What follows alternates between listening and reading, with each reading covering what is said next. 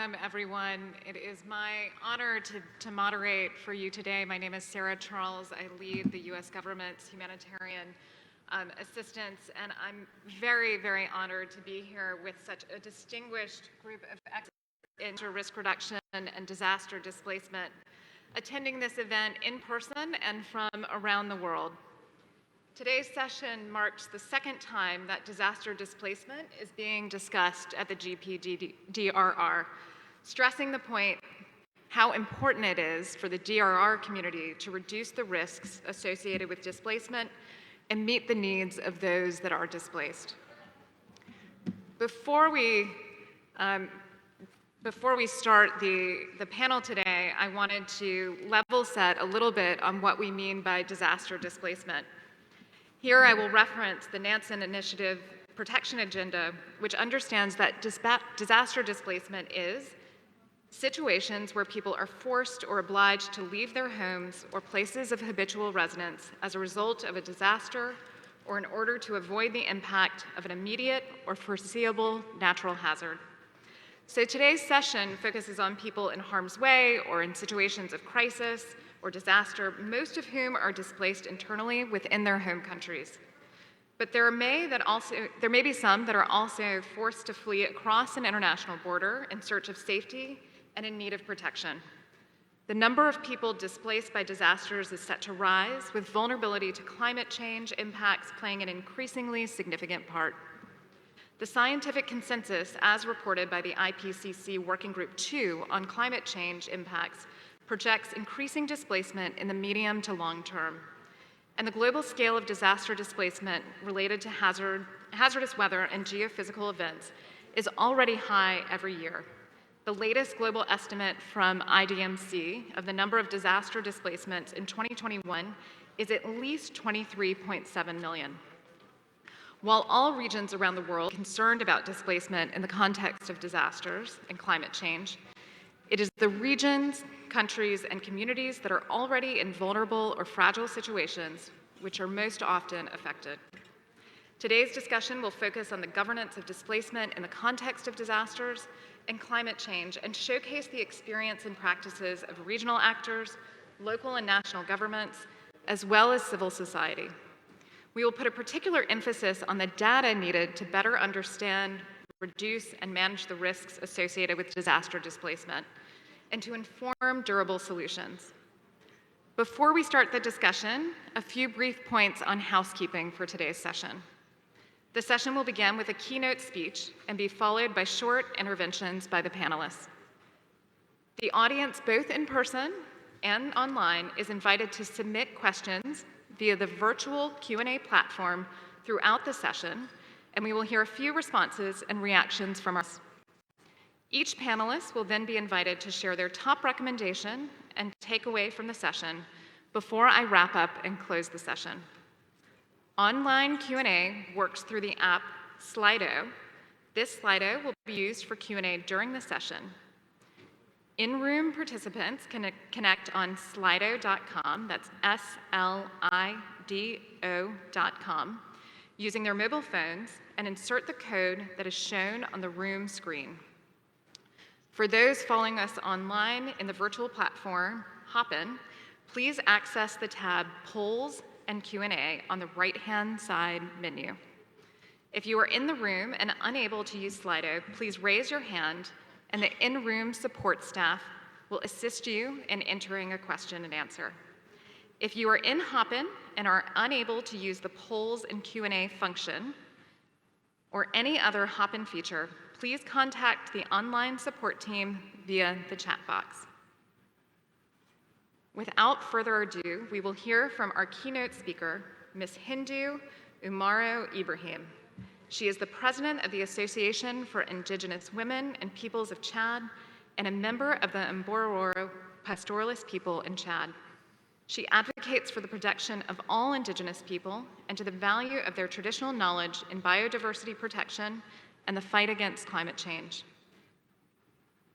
Thank you. Thank you, Ms. Ibrahim, for joining us today. We have invited you to share the experience of your community in Chad. What does disaster and displacement mean from your community's perspective, in the context of multiple hazards and climate change. I'm really looking forward to hearing about the longer-term solutions that your community has identified to address the root causes of displacement, as well as any examples you have around how your community has helped strengthen data and knowledge needed to manage risks. Over to you, Ms. Ibrahim. And hi, everyone. I'm so happy to be with you today, even virtually. Of course, I would like to start by the situation that just we experienced last week. So a couple of days ago, I was home when we shared the assessment of the state of the desertification, because it was the COP of the desertification just a week ago. So the desert advanced 4 kilometers per year. So that's mean maybe in just 50 years or 100 years, we will have the desert in the middle of my city, Jamena. So for rural communities and for indigenous peoples, it is mean the loss of the fertile land, the loss of the fresh water that can drink our cattle. It is not only what we are losing, but it is also our culture, our identities that we are losing with those disasters.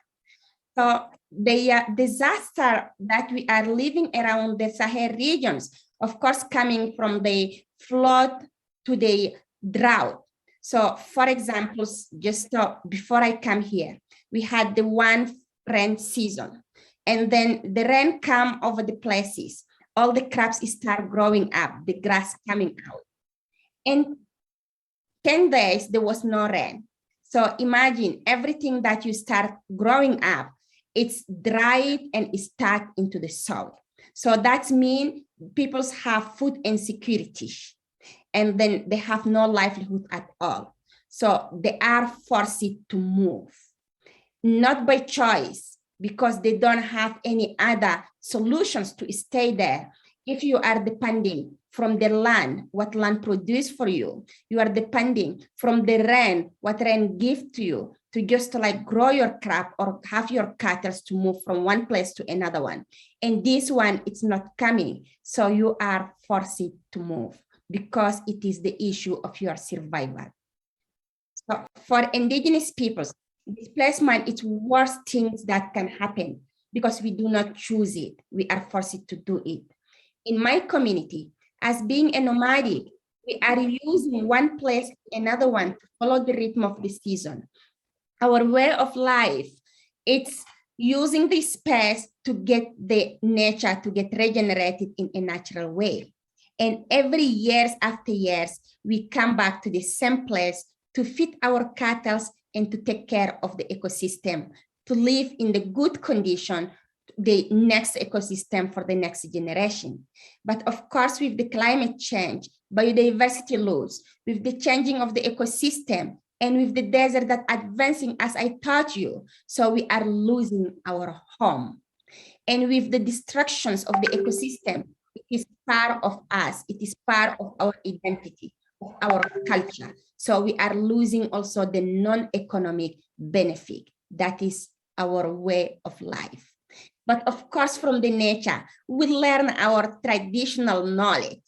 We learn the wisdom of how to anticipate and prevent some risks that are coming that forcing us to displace. And this is to your second questions. Thank you to the indigenous people's traditional knowledge. We can, for instance, contribute to build a great green wall in the Sahel, because this is what we need to stop the desertification advance. We are the expert on the tree planting and reforestation in the savannas, in restoring all the ecosystem through our ancestors' way of living. And we know how to identify the crops that are resilient to the drought. So we can use our traditional knowledge to anticipate the extreme weather event that is coming from the flood or drought, because we are migrant peoples, but we are migrant by purpose, not forced to be displaced by climate change that is happening around our regions. So we have the tools. Let me give you some example of them. The main question is also how now we can give those tools to the purple peoples to face this disaster. So one of the examples, as you said, we are using the traditional knowledge in the science knowledge with the communities to build up the place how we can better live on it. So we are all admitting that almost one serious consideration that need to be put it's between women and man in the rural areas have not only the chance to go to school, but they are the experts. Then I will tell you how they are expert on this traditional knowledge. So we need to hear from them. We need to hear because from one project that I did, it's called a participatory mapping. It is just a month ago around the Lake Chad area. And all of you here already around the Lake Chad, how the water disappeared 90% in only 50 years. So around these places, you have man and woman who are farmers, who are fishermen, who are depending on this fragile ecosystem and who are forced to leave those places to become internal migrant, or as course as you say in your statement, to force it to cross the borders because they do not have any other choice. So around these places, I brought a satellite map to map 3,500 kilometers squares. So we map the remain fresh water around the place, the well that are giving the people's water during the dry season, the protected forests, the trees that give us food, the trees who are sacred for us, the trees that are giving us a traditional medicine. So we map the crops that peoples are growing within the season there. And that help us to put all the traditional knowledge within the satellite map. And we do it, of course, in the mother tongue, because as I taught you earlier, people didn't went to school and they have the knowledge of those places, they are more expert. And through that map, we digitalize it, and it's helping the communities to understand what they have as richness and how also they can better share the richness that remain and how they can prevent the displacement that is facing them and give hope to the young peoples. At the end of the digitalizations, we have a consensus to have a conventions between those communities based in 20 articles and 3 chapters. The chapters 1, it's how they can better share and manage the natural resources. So chapter 2, how they can use those natural resources and avoid the conflict, because it is not only displacement that the disaster they are facing, but it is the conflict between the communities that killing each other every day because of the remaining resources. So they set up the way of resolving this conflict when it's happened.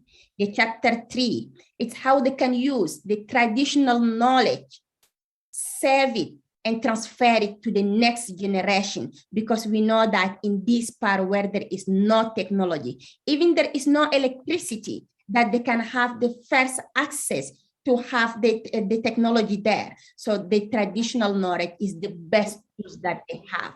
So then how they can save it and translate it to the next generation in order to protect the ecosystem. So through those combining of science, tradition, and technology, the community build an army of tools with the millions of knowledge that they can use and protect their communities.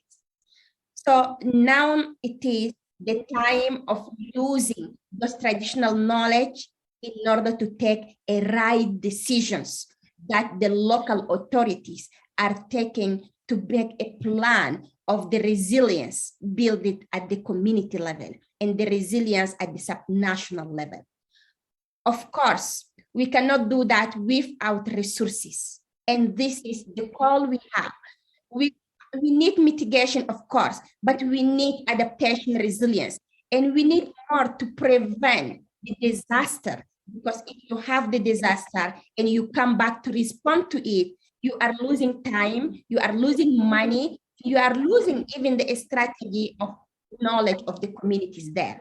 But if you work with the community from the beginning, that means you can help to prevent it. So let me end by just asking you, if you hire a consultant. You are going to pay him at least $10,000. He will come up with the strategy of the PowerPoint giving to you, and you have to translate it through different languages and go to the community. Maybe they understand, they accept, maybe not.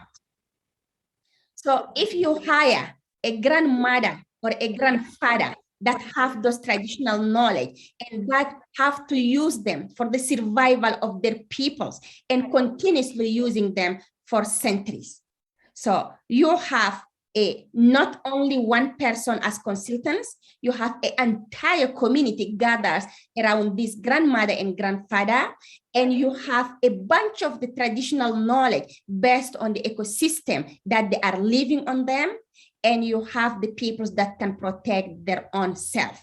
So then you can have the preventions on the disaster, you can have the tools to fight climate change, and that can give a concrete result because they are working not to get 10,000, but they are working to save their own communities, to save the life of the peoples that they care, to do not have their man, their children, their husband leave the community. They wanted to keep them with them, and then they can build those solutions with them. So that's why it is so important in each plan program to have the disaster risk management, to prevent the displacement, to include women and men of the communities, to go beyond the system that they didn't went to school, but to include them, to have the rights respect, and to have a seat in the tables. So I'm going to leave you with that, and I'm sure that the panelists will touch around all those places, and I'm so keen to hear from all of you. And I'm wishing you a very good panels, and I will be with you until the end of this panel. Thank you so much.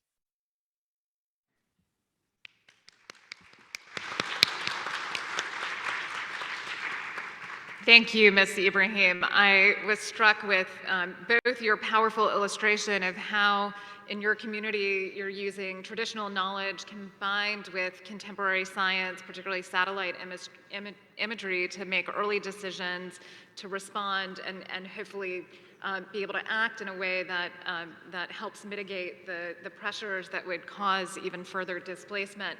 But in particular, I'm taking two new slogans away from your speech. One, if you're losing time, you're losing money. But I think even more importantly, how about fewer consultants, more grandfathers, and more grandmothers?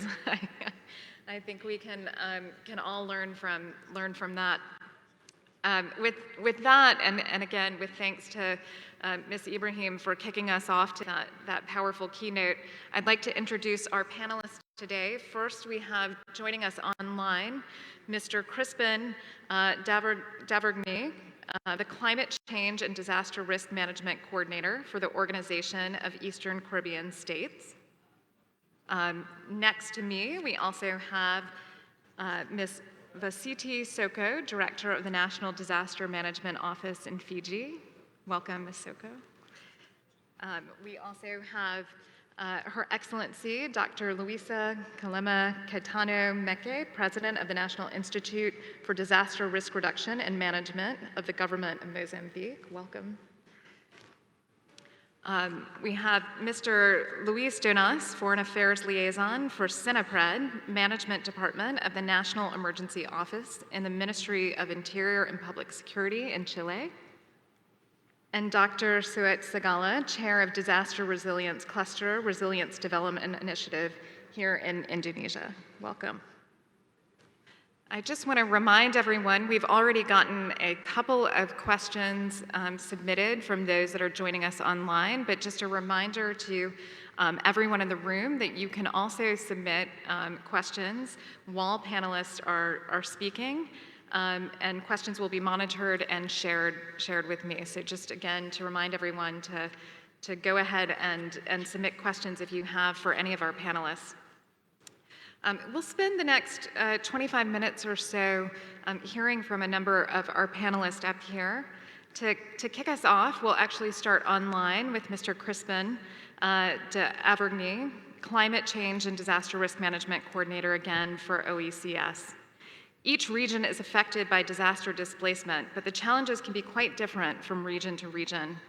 We just heard from the experiences in Chad, and we're now turning to the reality of disaster displacement in the Caribbean. All right, just checking to make sure you're on screen. Can you hear us? Maybe just Yes, a I comment. can.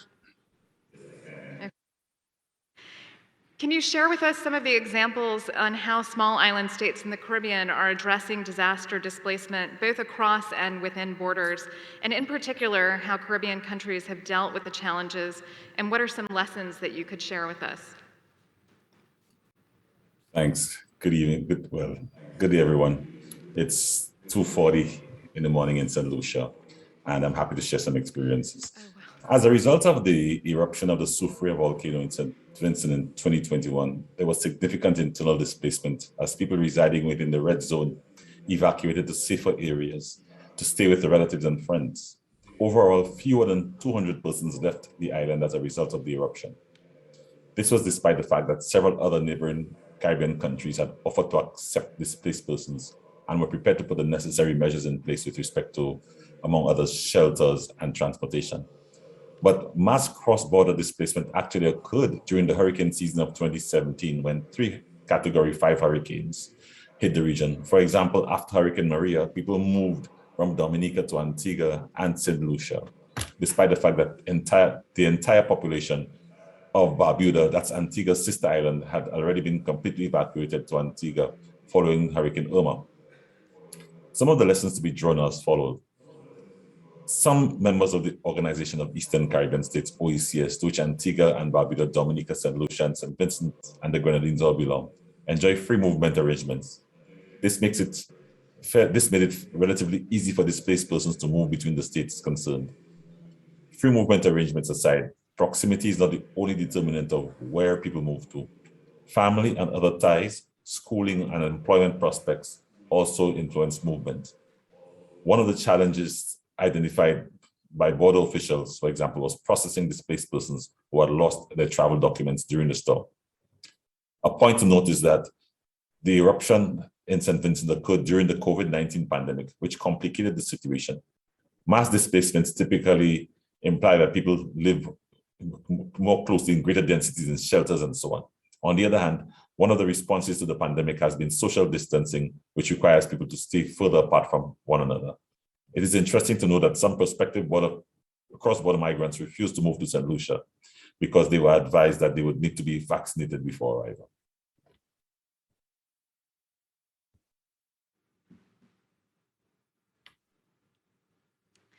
Thank you for that. I'm wondering if you could expand on what mechanisms and instruments exist at the regional level governing admission and stay disaster context. You talked about people moving in the wake of the eruption across borders and how the Caribbean has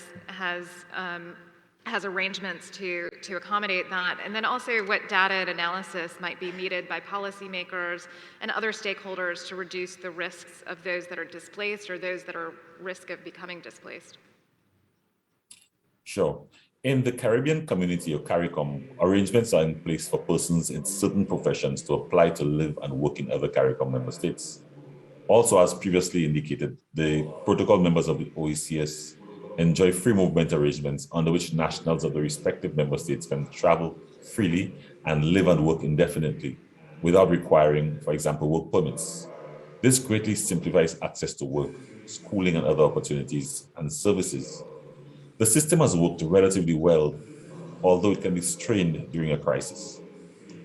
Also, through support provided under the GIZ-funded Global Program on Human Mobility in the Context of Climate Change, HMCCC, a technical working group comprising border officials and other stakeholders has been established to address related issues.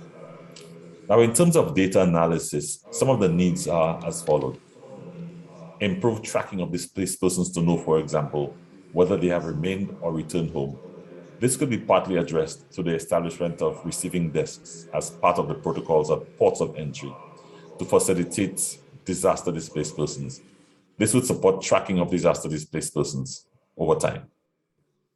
Now, data to support the development of national and or sub-regional financial mechanisms for supporting displaced persons and cross-border migrants from the adverse impacts of climate change, including risk insurance, expanding social protection funding to include displaced persons and cross-border migrants, and budgetary allocations by national governments, is something that we need to look at.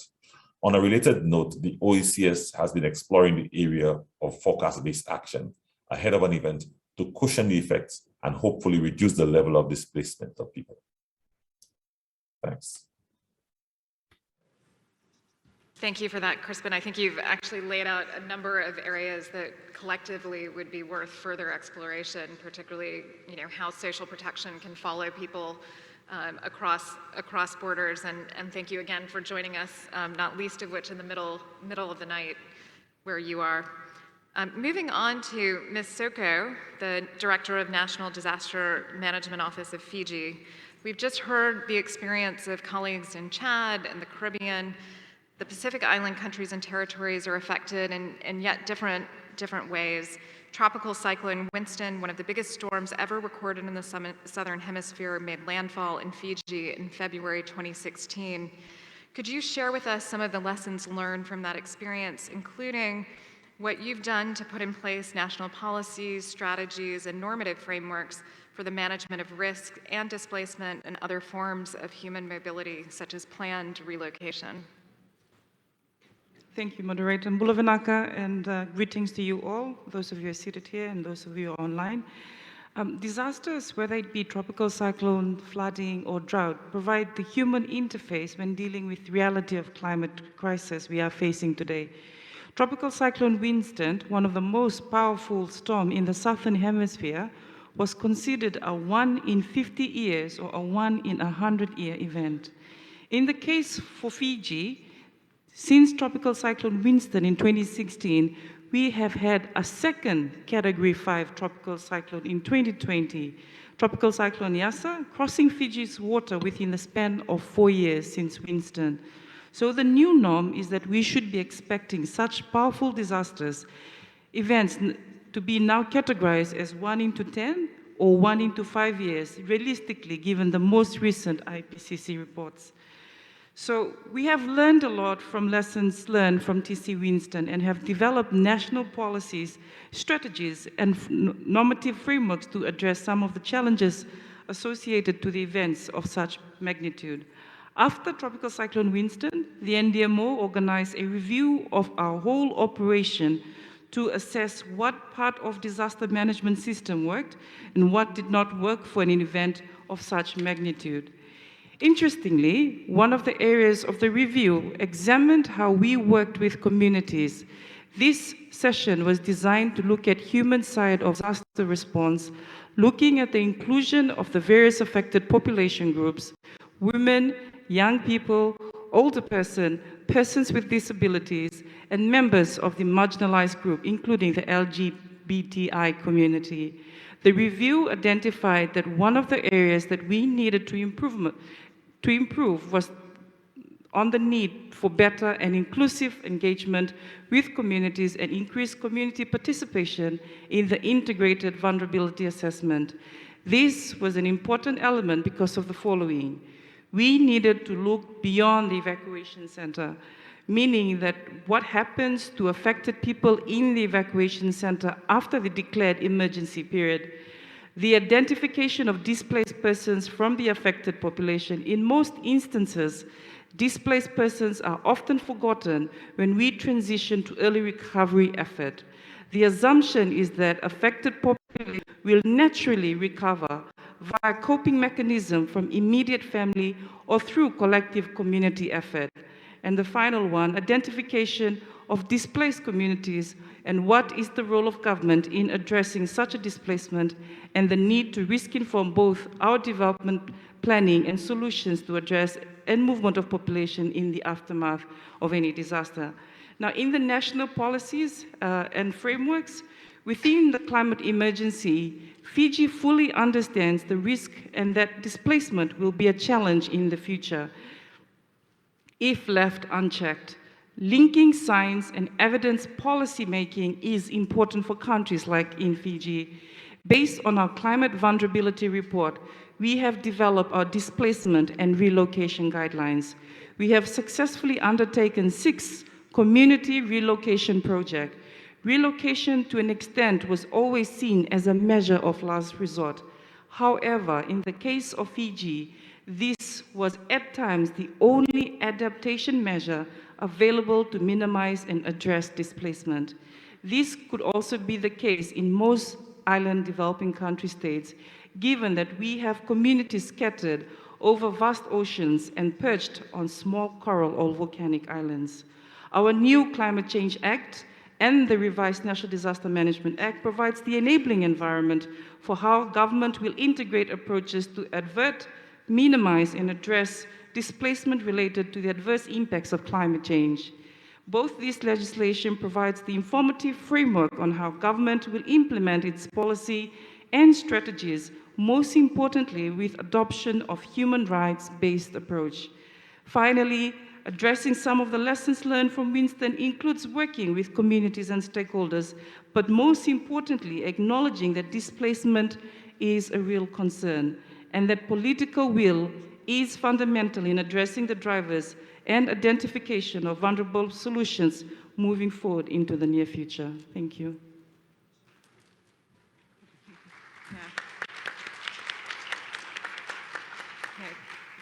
Thank you for, in particular, highlighting the particular focus on not just kind of early action and the normative frameworks grounded in a human rights approach, but the particular focus on the most vulnerable and the needs of the most vulnerable. I think you've actually anticipated one of the questions that came from online, which we can come back to in the discussion around how to ensure that the governance is truly participatory, that it's truly taking into account the desires and expectations and needs of those that are impacted, and particularly the most vulnerable. So maybe we'll come back to that. But first, I want to turn to Her Excellency Dr. Meke, President of the National Institute for Disaster Risk Reduction and Management of the Government of Mozambique. Mozambique has had just a horrific cyclone season this year, most notably, of course, Tropical Cyclone Gombe, which affected more than 500,000 people. But if I understand correctly, that came on the heels of a number of strong storms over the last few months. I understand you've also launched a national policy and strategy for internal displacement management in December of 2021.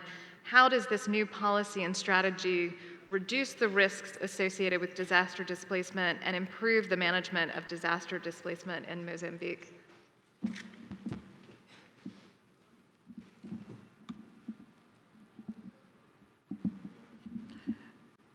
Muchas gracias. Permítame antes que aprovechar esta oportunidad para darle las gracias en nombre del gobierno y el pueblo de Mozambique por la oportunidad de compartir nuestros esfuerzos en materia de reducción y gestión de riesgo de desastres, especialmente en lo que respecta al fortalecimiento de la gobernanza para reducir los riesgos de desplazamiento por catástrofes. Entre 2017 y 2022, Mozambique aprobó y está implementando varios instrumentos, entre leyes, políticas, estrategias que guían el proceso de gestión y reducción de riesgos de desastres. Solo podré nombrar algunos, que en el 2017 se aprobó el Plan Director para la Reducción de Riesgos de Desastres, un instrumento multisectorial válido hasta 2030. En 2020 se aprobó la Ley y Reglamento para la Reducción y Gestión de Riesgos de Desastres, y en el 21 se aprobó la Política y Estrategia para la Gestión de los Desplazados Internos, cuyo objetivo es reducir el riesgo del desplazamiento y ayudar a las víctimas a encontrar soluciones duraderas para mejorar sus vidas. Este año se aprobó la Estrategia de Gestión de la Información y Sistemas de Alerta Temprana para Inundaciones y Ciclones. Me gustaría de estos instrumentos destacar que la política y estrategia para la gestión de los desplazados internos expresa al más alto nivel el compromiso y la alineación del gobierno de Mozambique con el marco de Sendai para reducción de riesgo de desastres y otros instrumentos regionales y internacionales de derechos humanos. En el desarrollo de la política y la estrategia nos hemos guiado por la Ley 10/2020 de gestión y reducción del riesgo de desastres en Mozambique, la Convención de la Unión Africana para la Protección y Asistencia de los Desplazados Internos en África. Estamos hablando de la Convención de Kampala. Y en particular las directrices de las palabras de la acción en materia de desplazamiento por desastres. La política y la estrategia identifican acciones para reducir el riesgo de desplazamiento con énfasis en las siguientes acciones: cartografiar y evaluar el riesgo de desplazamiento, fomentar la retirada voluntaria de las zonas de riesgo, de alto riesgo, y reforzar los sistemas de alerta temprana. Estas medidas de reducción del riesgo de desastres se establecen dentro del marco legal de reducción y gestión de riesgo de desastres, y el Instituto Nacional de Reducción y Gestión de Riesgo de Desastres es el responsable de su aplicación. Al incluir estas actividades en la política estratégica, el gobierno de Mozambique promueve un enfoque multisectorial y garantiza la participación de todos los actores claves. Por ejemplo, algunas actividades adicionales que también contribuyen para la reducción del riesgo de desastres, como regular la construcción de infraestructuras resilientes y formar a los profesores de las escuelas en educación ambiental, gestión de riesgos y cambio climático, son llevadas a cabo por el Ministerio de la Tierra, de Medio Ambiente y Desarrollo Rural. En cuanto a la cartografía y la evaluación del riesgo de desplazamiento y el refuerzo de nuestros sistemas de alerta temprana, incluida la mejora de la preparación para responder a las alertas mediante ejercicios de simulación, esas actividades se están llevando a cabo en zonas propensas a las inundaciones en 2 provincias de la región centro del país, y ayudan a las comunidades a actuar a tiempo, como ocurrió durante los ciclones recientes, el ciclón Ana y el ciclón Gombe. Estas actividades las lleva a cabo nuestro gobierno a través del Instituto Nacional de Gestión de Reducción de Riesgo de Desastre.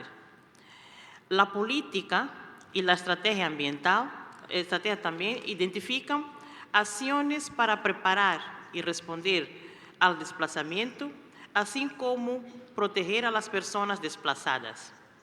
Esto incluye el apoyo a la elaboración de planes anuales de contingencia y el fortalecimiento de presupuestos para responder a los desplazados internos, el desarrollo de una base de datos digital para la gestión de los desplazados internos y la garantía del acceso a los servicios básicos para los desplazados internos, entre otros. Uno de los aspectos importantes de la política y la estrategia es el énfasis en el fomento de la resiliencia de los desplazados internos durante la operación para que puedan encontrar soluciones duraderas.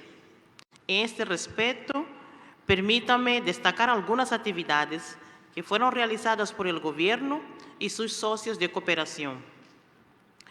La integración de los estudiantes en las escuelas y centros de formación técnica profesional de las comunidades acogidas. La promoción en la formación y asistencia técnica a los empresarios y las pequeñas y medianas empresas de las comunidades afectadas. La movilización de los desplazados para que participen en la construcción o reconstrucción de sus viviendas.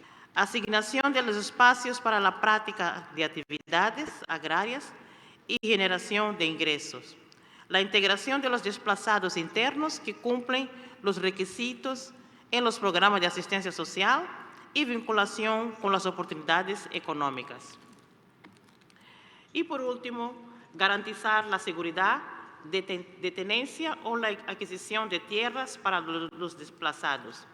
Bajo la dirección del Instituto Nacional de Gestión de Reducción de Riesgo de Desastre, la política y la estrategia identifican los ministerios y organismos que son responsables para su aplicación. Muchas gracias.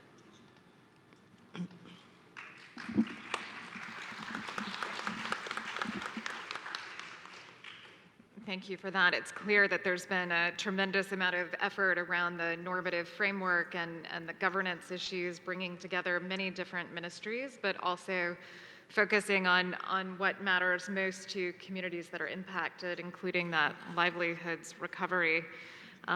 Soon, we've been talking a lot about what's happening at the regional and at the national level. Soon we'll move on to look a little bit more locally. But before we do, I'll take the moderator's prerogative for a minute to share what the US government is doing, what USAID is doing in support of efforts around climate-related migration. We as a US government, as USAID, just released a climate strategy last month to guide the future of our work. It really emphasizes both a focus on climate-related migration and commits to an investment in research, analytics, and programs to better meet the needs of people displaced by climate shocks, communities hosting the displaced, as well as those that are trapped and unable to move in the face of climate impacts. The strategy commits us to scale up the inclusion of marginalized populations, really the most vulnerable, displaced, women, youth, and disabled, in our disaster risk reduction work, as well as our climate adaptation efforts, which are often overlapping. We're also, of course, focused on ensuring that climate actions limit warming and increase resilience, that limit warming and increase resilience do not inadvertently lead to displacement. This strategy work follows a report released by our White House last year on the impact of climate change on migration that's helping guide a lot of our work in this space. Of course, we provide humanitarian assistance to support immediate response and early recovery efforts, but most critically for this group, of course, our investments in DRR programs that emphasize early warning, early action, preparedness, reducing risk, and the kind of resilient livelihood strategies that we were just hearing about.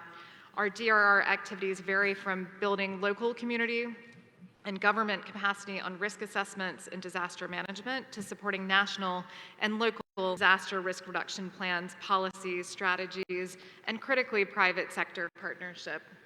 Core to our work is support for local partners, ensuring local communities are at the front lines of the climate crisis, have a role in decision making. We partner with GNDR civil society organizations to advance locally led DRR solutions, particularly for displaced populations in urban areas to make displacement safer. In Honduras, we're partnering with GNDR to find solutions for populations who are repeatedly exposed to flooding along riverbanks and become displaced chronically for many months out of the year. Those who often become displaced have identified that waste management and reforestation efforts are ways to reduce the impacts of flooding. So we're working with these communities and partners to train people on practical solutions to manage riverbank erosion and hopefully reduce that chronic displacement. Here in Indonesia, we work with persons displaced internally by flash flooding to develop a co-op that supports businesses in business continuity and also startups among members of communities that have been displaced. And at the global level, we're working with partners to build up critical institutional support and data analysis related to displacement, like the Displacement Monitoring Center. Through our partnership with IDMC, we support the grid, which I quoted in the opening remarks, just released a couple of days ago, and as well as the Joint IDP Profiling Service, or JIPS, to gather information on the demographics and needs of internally displaced persons, to help communities, to help governments with planning and mitigation efforts. Thanks again to all of the panelists today for your remarks. With that, I'd very much like to turn to Mr. Luis Donas, the Foreign Affairs Liaison with CINEPRED, Management Department of the National Emergency Office of the Ministry of Interior and Public Security in Chile. Let's talk about how we bridge the gap between the national and local level when addressing disaster displacement. What is the experience in your country of addressing these challenges, and what are the main enablers to developing that multi-level governance in response to disaster-related displacement? Okay. Thank you, Madam Moderator. Just for start, I want to basically a warning about the experience in Chile. Chile has developed a prospective approach in terms of disaster displacement. In Chile, this phenomenon is incipient. However, there's mounting evidence about its growing significance. So therefore, we are in the liminal stages for the generation of evidence-based public policy in this matter. So bridging the gap between the local and the national level is part of our first effort to develop a national guideline in terms of this issue. But we are trying to put forth and share and convey what are more than a destination, what could be a starting point in many of these issues that are central to actually crafting effective policy. So basically, I wanted to frame this in terms of what have we found in terms of enablers for generating policy, and basically from two perspectives. First, the challenges we've met, and then some pathways ahead in terms of how to go forward and how to push policy making and planning. The first big enabler, of course, and it's very aligned with what we have tried to do in this session, is data, of course. The challenges is that, at least in Chile, the data on disaster displacement still presents methodological disparities between sectors. This produces some dissonances in the consolidation of information from the local to the national level. Secondly, specific information exchange mechanisms in cases of cross-border displacement are not yet in place in South America, at least not officially. There are no specific data on the relationship between climate change disasters and human mobility in the Chilean reality and in most South American countries, as I know. For example, at present, migration statistics do not allow us to distinguish whether the causes of certain movements have been linked to impacts in the climate crisis. Similarly, the current instruments do not allow us the identification of transit routes or intermediate routes. So when we go along these challenges, we have found certain elements that could actually signify paths ahead. Firstly, plan for knowledge. Given the challenges in terms of data and characterization of the phenomenon in Chile, the national guidelines on human mobility in the context of climate change and disasters, it is the instrument we are developing for this purpose, mirror Sendai's framework's pillar 1 in terms of knowledge. This means progressing towards a research agenda to obtain data that guides future cycles of public policy. Secondly, go local. In the case of Chile, we are advancing in the consolidation of information on displacement at a municipal level. This is an effort we intend to deepen through the collaboration with IDMC, as has been mentioned previously by our moderator. 3, partnership. In addition to the collaboration with IDMC, we have developed a partnership with the PDD, firstly in the development of these national guidelines on human mobility. But acknowledging the challenges of the characterization of the phenomenon, we are initiating a second stage of cooperation to deepen our understanding through case studies and identification of data gaps. So, that being said, the second enabler we have found actually more useful in terms of going ahead is governance.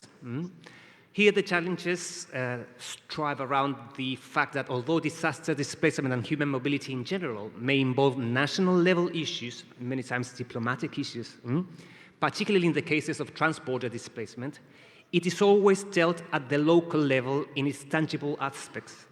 Therefore, to complete the national to subnational interface in addressing this phenomenon, it is a paramount challenge for the governance in terms of integrating these two aspects.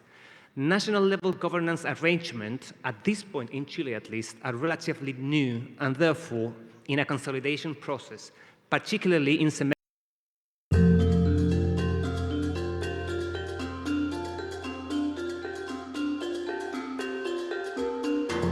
In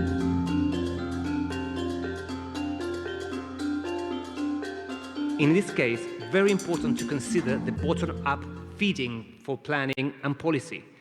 Our regional directorates were directly involved in the drafting of this instrument. Fourth, look beyond the horizon. Where possible, advance towards bilateral agreements, even at the local level, an issue we are trying to push forward first through the baseline of our border emergencies plan and the guidelines on human mobility, but also through the multilateral umbrella of the South American Conference of Migrations. Finally, generate a multidimensional training space. Involving multi-sectoral and multi-level audiences in displacement training allows everyone to grasp their position in the general effort. So, in the basics, this was the main ideas I wanted to share with you all during this session, and I look forward for a fruitful exchange. Thank you very much.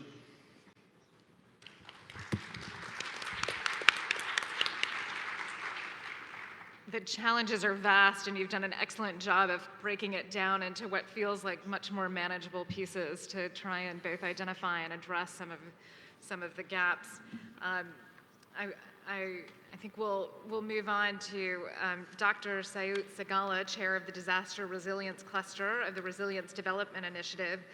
Today, you're representing civil society on this panel. We've heard a lot from governments and their efforts at a regional and at a national level. From your experience, what is most needed to really implement at a local level a localized approach to identifying durable solutions for displaced, and how do you think we can bridge that gap between national and local level and bring scale to some of those local level durable solutions to disaster displacement risk? Thank you, Sarah. Good afternoon, everyone. The most important one is when we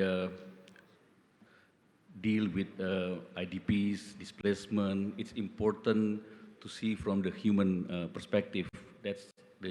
Therefore, community participation would be very important in that sense. Listen to their voices. And there are a number of tools available. And we tried that, and we have the opportunity to work in a community that has been experiencing from the flash flooding in one of the districts in West Java, which is called Garut.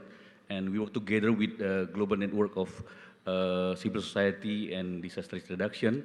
And through the tools that we try, what is called urban living labs, and also building the durable solutions, we're able to listen to the voices of the community. And through this, we could understand what's the problem related to the basic services, what's the problem related to the recovery, and then the condition, political situation, power relation, and how the community being affected are able to work together and also to integrate, for example, with the host or a new community that they move to. And this is the challenge because Indonesia particularly, we have a very diverse situation. We have very diverse also disasters, and it's important to recognize the condition at local level.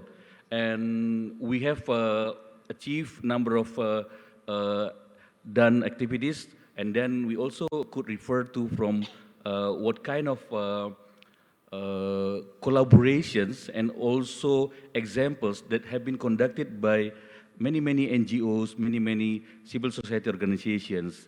There is, for example, LLDPP, locally led disaster preparedness and protection in the country, that is able to engage the local government, the civil society, and also the community to bring inputs to the regulation. Luis mentioned earlier about how to integrate with the planning intervention. So there is a contingency planning, for example, that is able to include how to identify the basic services, the problem that I mentioned earlier, and to include that into a long-term process. And the most recent one include also consideration about COVID-19 because of the last 2 years pandemic really hit and changed the way we work together.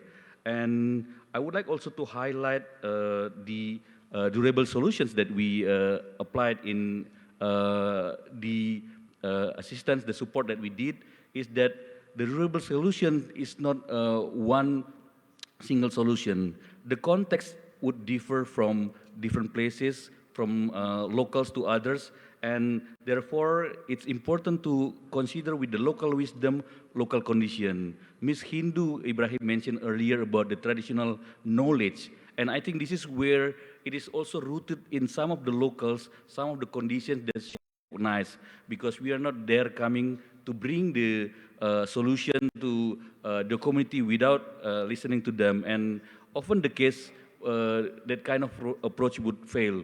But when we listen to them and then they come with the ideas of long-term goals and also needs, it would help to also mobilize the existing resources, because at the end of the day, the community capacity is the one that is needed.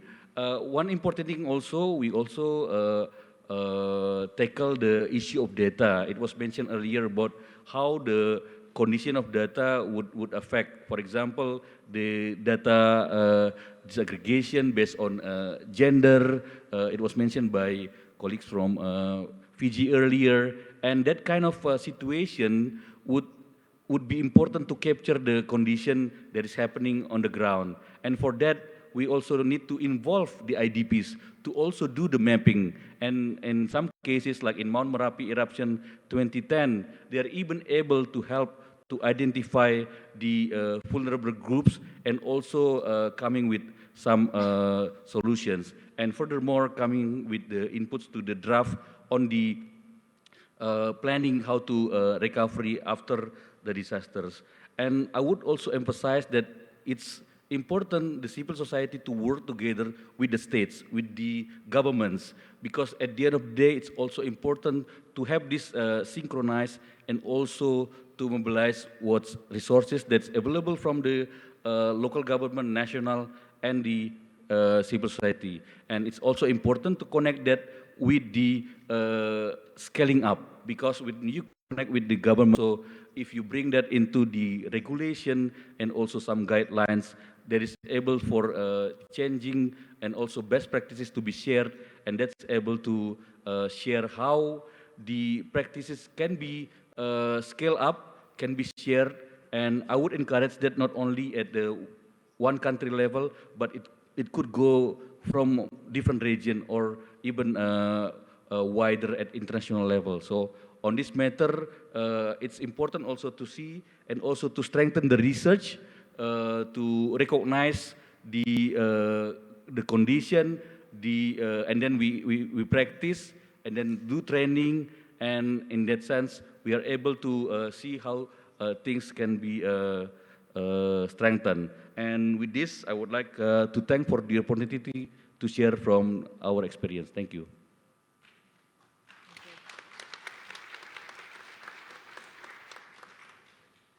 I think that's actually a good transition to our first question. We'll now start the discussion portion of this panel. And I think our first question will actually be for Dr. Ibrahim, who's online. We'll ask, how can disaster displaced persons and communities be meaningfully included in the policies that affect them to ensure governance that is truly participatory?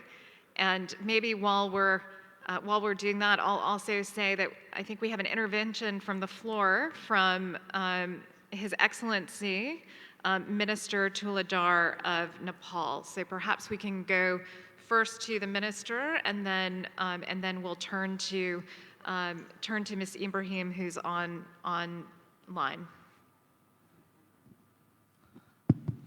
Thank you very much, Madam Moderator. I'm from Nepal. I am from Nepal. Gangalal Tuladar, former Minister for Education and currently member of the National Council for Disaster Risk Reduction and Management. This is very much interesting and appropriate session for me as well, because we have the very good examples and practices done within 7 years of time. When it was a big earthquake in 2015, 7.9 magnitude earthquake hit Nepal, and we lost 9,000 people. After this devastating earthquake, we came to know that we have to have the constitutional and legislative framework for the DRR practices in Nepal. So we drafted the constitution, new constitution, and we provisioned that. We have mentioned that disaster preparedness, response, recovery, rehabilitation, and reconstruction. 5 words are categorically mentioned in the new constitution. That is our globally best practice. We proudly say it that. According to the new constitution, we have drafted various legislations as well. One of them is Disaster Risk Reduction and Management Act 2017 and Local Governance Act 2017. According to these 2 acts, we have been doing a lot for the DRR victims and especially those people who are displaced from the disasters. During the past 3 or 4 years, we have very big landslides as well. Many people were displaced, many people were killed. So how to manage this displaced disaster victims? Then we have come into the practice that we have practiced the multi-hazard risk mapping system and the zoning, and that's why we came to manage the people who are displaced from the landslide victims, I mean the relocation from the place to the safer place. And most importantly, as a Minister for the Education, I have started the mainstreaming DRR, disaster risk reduction and management into the school and university level curriculum. So we started this. That's why we were able to cope up with the COVID-19. And many local people, local representatives are able to do all the things, tackling these things. So these are the best examples I would like to share with the international communities.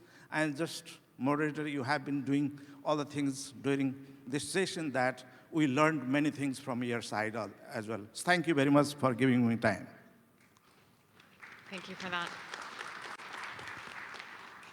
And if we have Ms. Ibrahim still on the line, yes, if we could hear from Ms. Ibrahim how to ensure that displaced persons and communities can be meaningfully included in the policies that affect them, and if you want to speak specifically to pastoralist communities, how to include them in policies and governance that impact them. Right, thank you for the questions. So firstly, the government must design all the policy on the disaster risk management and of course the policies on climate change, adaptation, mitigation by including those communities from the beginning, because this is also a part of preventions. So if they design those policies with the communities who are already living on those vulnerable places and who are also the one who have the solutions at this level, so that can help them.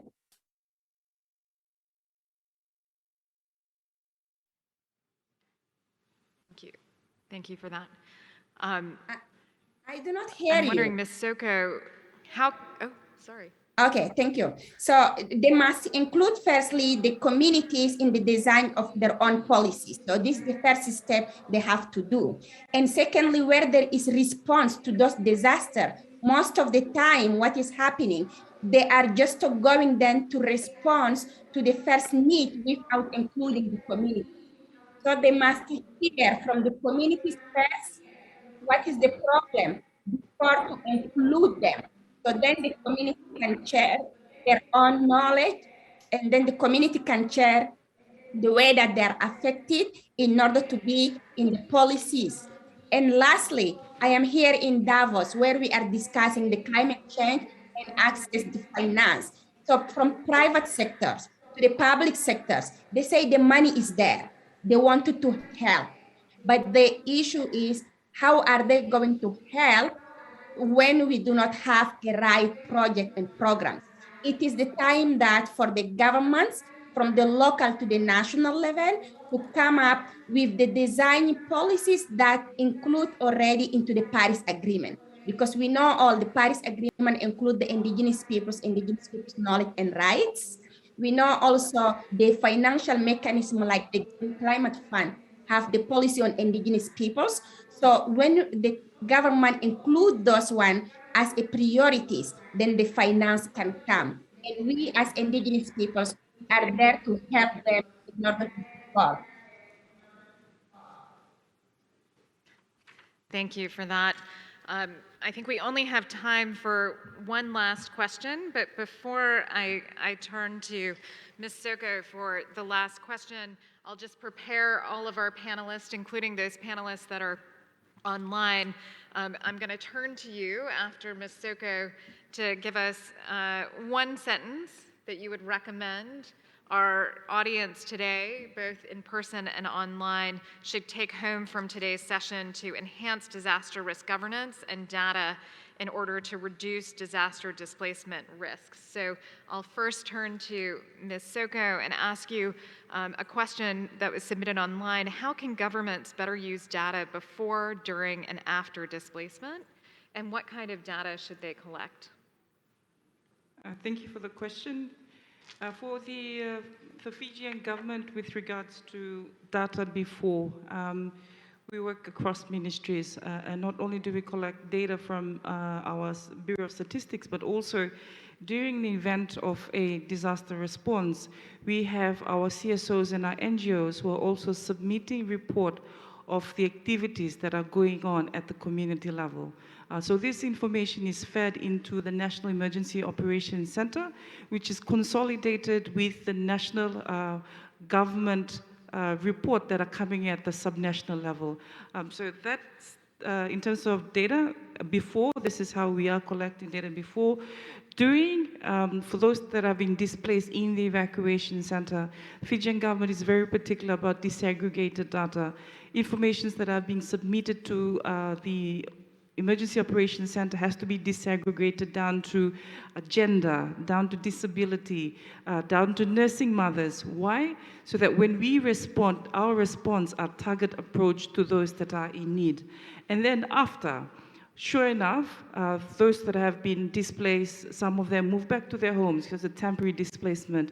And I'd like to also add the need for us to contextualize the word displacement to the local context, because it is very critical, the definition of displacement, to address the data that is being captured at the local level. And so after a disaster, government looks at the consolidated report that is done by the respective ministries that we submit that outlines those that have been displaced and those that are currently still displaced and are needing assistance for permanent relocation. Thank you.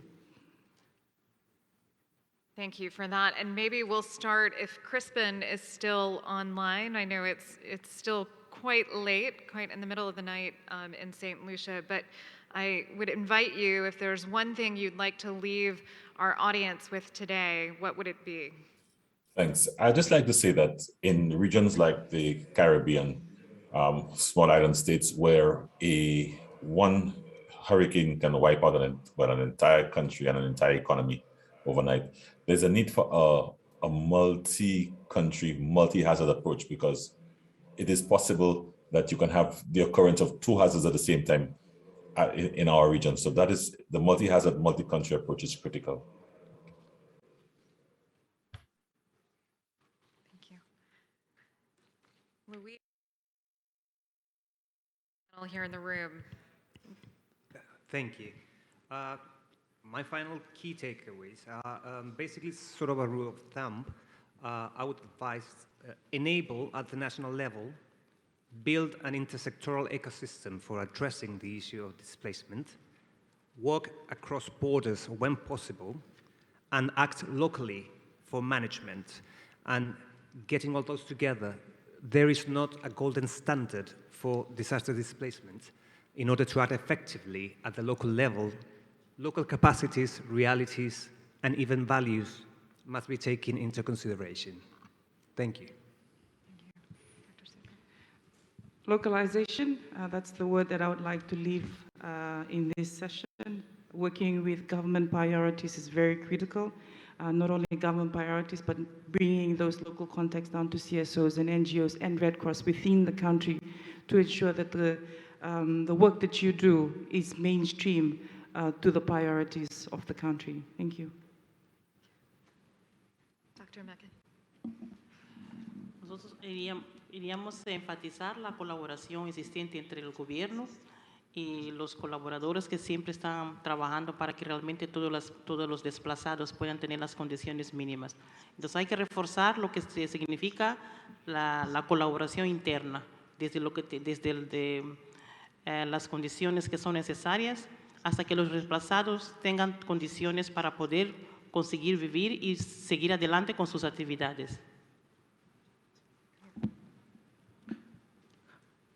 I would like to offer the keywords related to the strengthening local capacity building, because that's where the disaster development happen, and to work together between local government, civil society, and community themselves, and bring that into practice as well, referencing the guidelines that are available.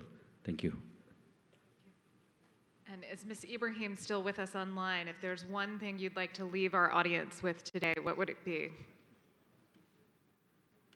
Really, we need to prevent those disasters. It's better prevent than healing after something happened. So please work on the preventions.